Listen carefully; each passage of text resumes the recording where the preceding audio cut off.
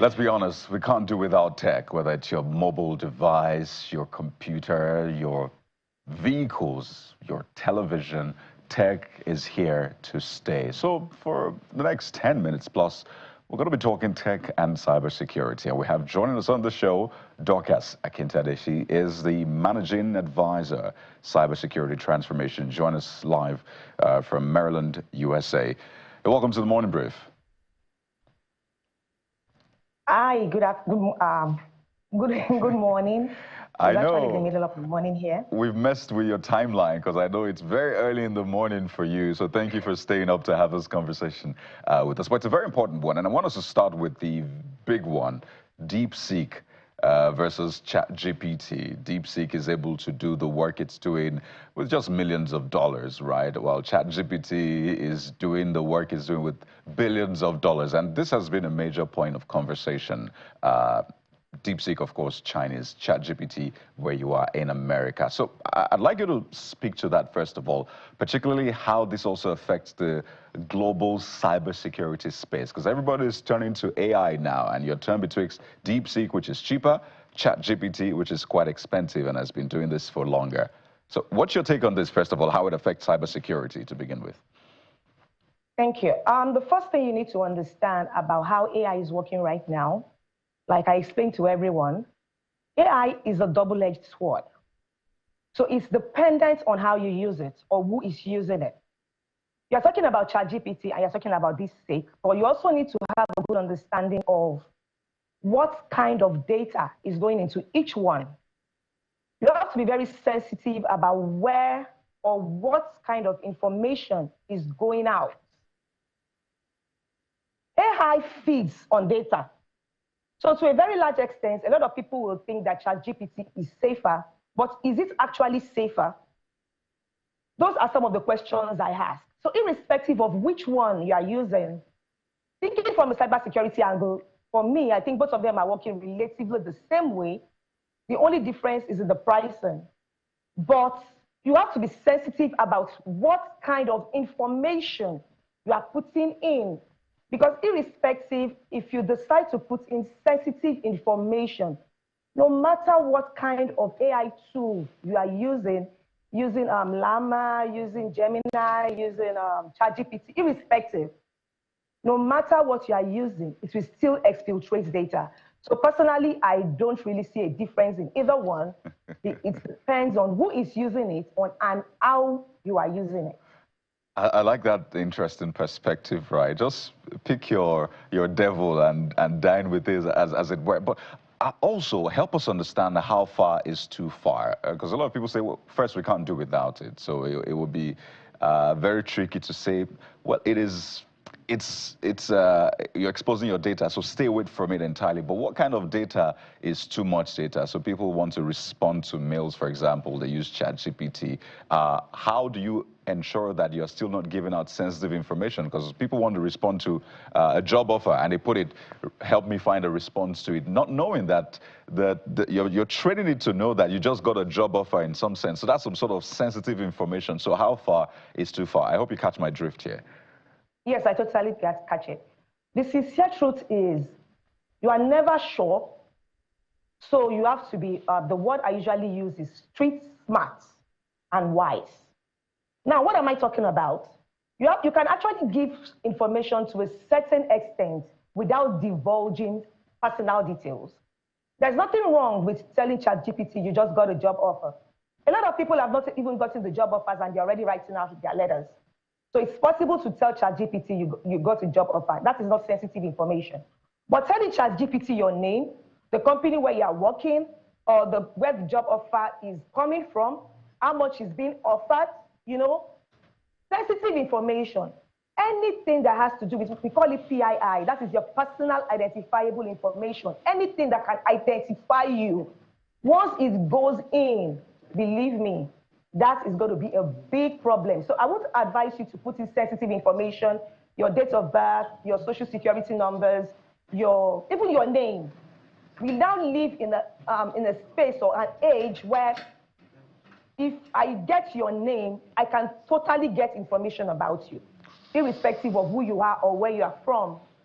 Sometimes you can even put your name if you are a celebrity or you are somebody that people look up to and they search for you on the net. So sometimes that can be possible. But relatively, I will not advise that you put in what I refer to as sensitive data. For example, I don't want you to tell ChatGPT that you have cancer or that you have like your blood type. Sensitive information should not be divulged. Don't tell ChatGPT your children's name. Don't tell ChatGPT your children's date of birth. Those kind of information are stored because it is being used to train the bots. So mostly, I think it's just important to focus on not revealing sensitive information. When I use the word sensitive, I mean really sensitive information. There you go. Exactly. So if you didn't know that before, you're welcome. This is, well, using AI 101. And it could be ChatGPT, DeepSeek, it could be Grok by X or Elon Musk, it could be Gemini and all of that. The point is, all of the AI tools, be very careful. But I'd like you to speak to how to also use it for positives, or how to use the potential. I was listening to a video recently where a woman was sharing how she was speaking to school teachers, and they were like, "We've banned, you know, AI tools. You can't use it for assignments. Don't even touch it." And she was like, "No, that shouldn't be the approach." So in terms of ensuring that we're also catching on and leapfrogging with this, because a lot of people have said this is our opportunity to leapfrog. This is that opportunity we're waiting for. We didn't catch on with the industrial age, technology age, but with this artificial intelligence, we can leapfrog. So how do we handle it, particularly for tutors, schools, and, you know, those people at the formative years of our children? One of the reasons why students are discouraged from using AI is because two reasons, actually. I'm going to think from a security perspective, then I'm going to think as a parent. The reason is because if you look at a country like the US, we have what is referred to as banned words. When the children start getting into high school, they start having some words that are referred to as banned words that they should not be using in their essays. Unfortunately, when ChatGPT is writing for you, it's not going to be writing for you based off of the way the teacher will teach you. It's going to be writing for you based off of how you and I are communicating, because that is how it has been trained. So it is not looking at it as a tutor. So I'm thinking now as a parent.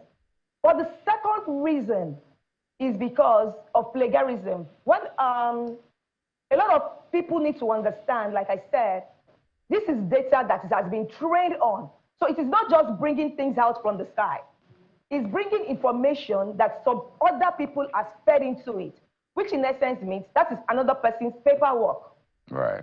Then the third thing you need to understand is that at this time, AI is getting much better. But when the AI tools started coming out initially, there was something called hallucination.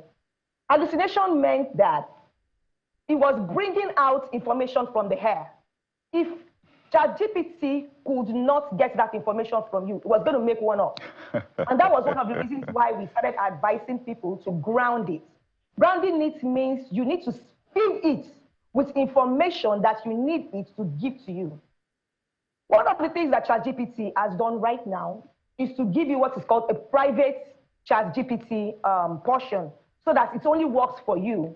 If you give it that information to work exclusively for you, you're not just giving it that information to work exclusively for you. It is so that you can ground it, right, and it does not start hallucination from the air. So that is one of the reasons why so many teachers are discouraging the students, and they feel it makes the students lazy. A lot of students will probably get like a 98% without putting in the effort.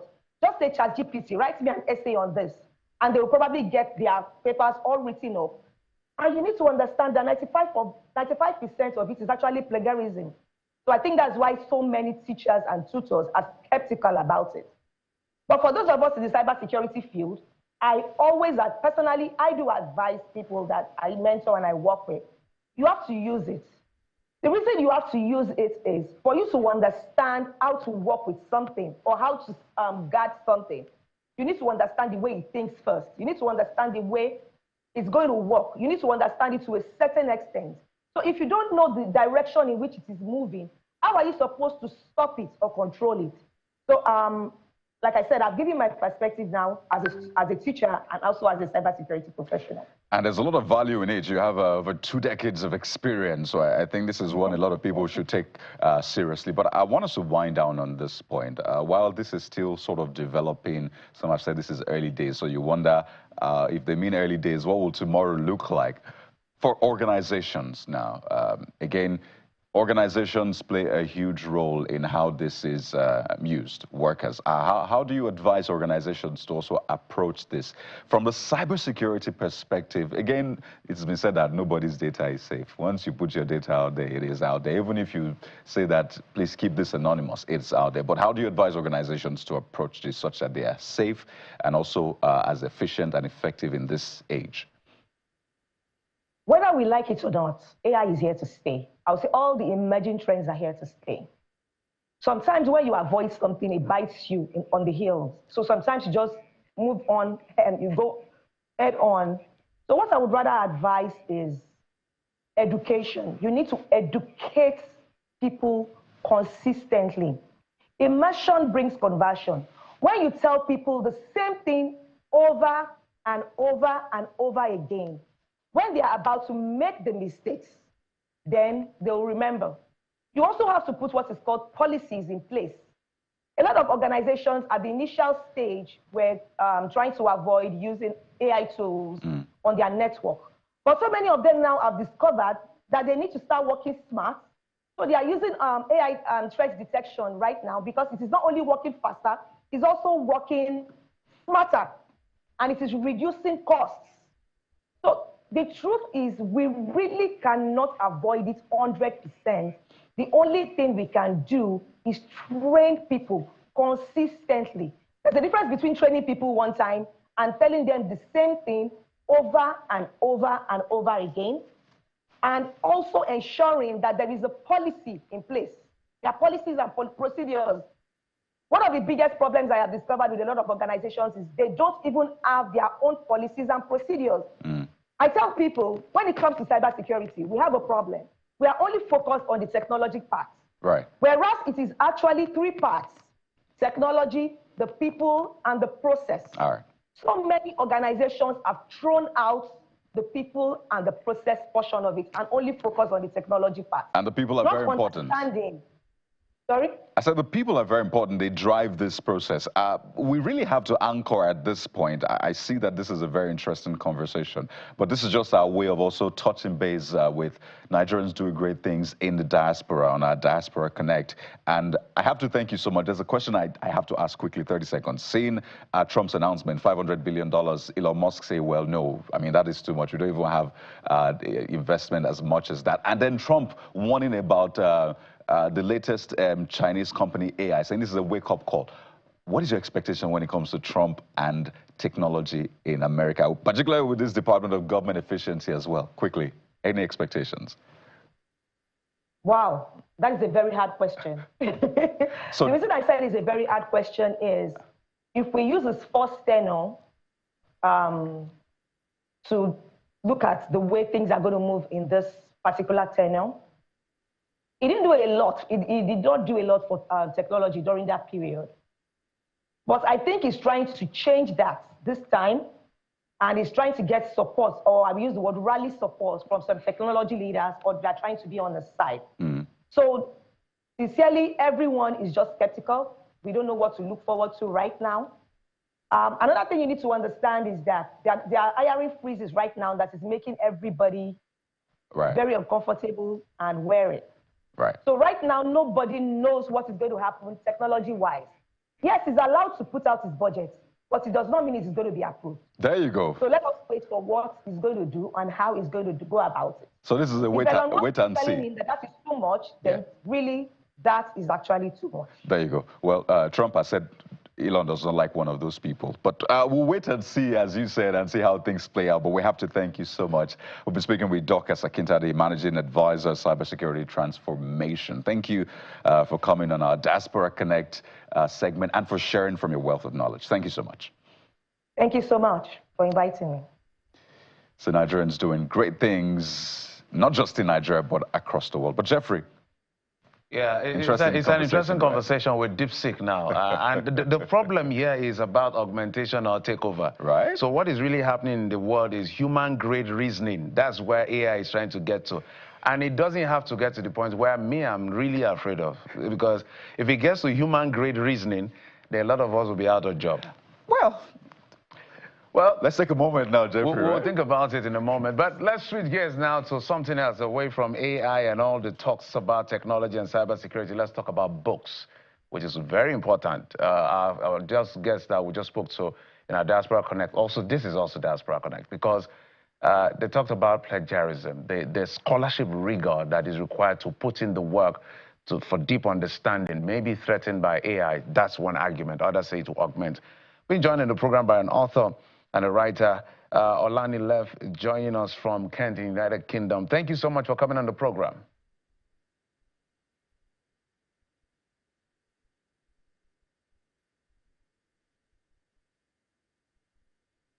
Can you hear me, Olani? If you can hear me, kindly unmute your device.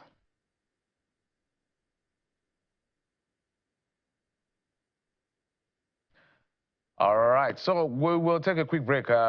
We'll come back in just a moment. Join us again.